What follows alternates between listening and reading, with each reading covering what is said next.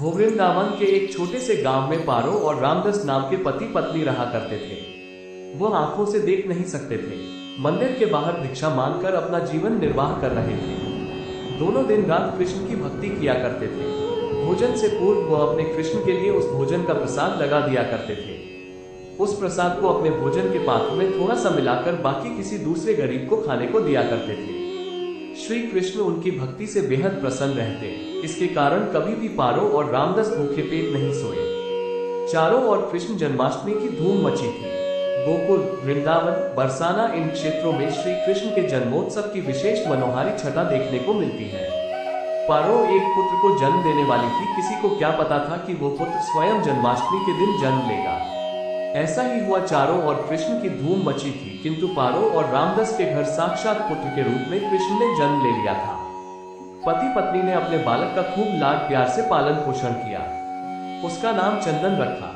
नाम के अनुसार चंदन बेहद शांत और शीतल स्वभाव का था। वह भी अपने माता पिता की भांति कृष्ण का भक्त बन गया। दिन रात श्री कृष्ण की पूजा आराधना करता।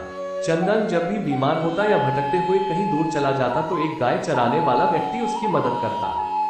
उस गाय वाले का नाम मदन था। उसने बताया था वो पड़ोस के गांव में रहता है। इस परिवार की विपत्ति में वो सदैव रखवाला बनकर खड़ा रहता था। वहीं इस परिवार की आंख बना रहता। चंदन जब बड़ा हुआ तो वो मदन के गांव जाकर मदन को खोजने लगा। काफी खोजबीन के बाद उसे मालूम हुआ मदन नाम का कोई व्यक्ति गांव में नहीं रहता। इस रहस्य का पता लगाने के लिए चंदन ने मन बना लिया। एक दिन जब पारो को अधिक बुखार चढ़ा था, वो लगभग मरने की अवस्था में थी, मदन उसकी सहायता के लिए घर आ चुका था। सांझ होते वो अपने गांव की ओर लौट जाया करता था। चंदन ने जब उसका पीछा किया तो मदन एक मंदिर की ओर जाता दिखा। उस मंदिर के भीतर जाकर वो कहीं अदृश्य हो गया। चंदन ने जब जाकर देखा तो वहां कोई नहीं था, केवल कृष्ण जी की मूर्ति थी। वो समझ गया वो मदन कोई और नहीं, स्वयं कृष्ण भगवान थे, जो उनकी हर विपत्ति में रखवाली करते थे। जन्म से पूर्व वो अपने कृष्ण के लिए उस भोजन का प्रसाद लगा दिया करते थे। उस प्रसाद को अपने भोजन के पात्र में थोड़ा सा मिलाकर बाकी किसी दूसरे गरीब को खाने को दिया करते थे।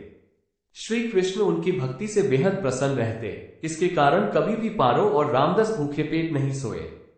चारों ओर कृष्ण जन्माष्टमी की धूम मची थी। गोकुल, वृंदावन, बरसाना इन क्षेत्रों में श्री कृष्ण के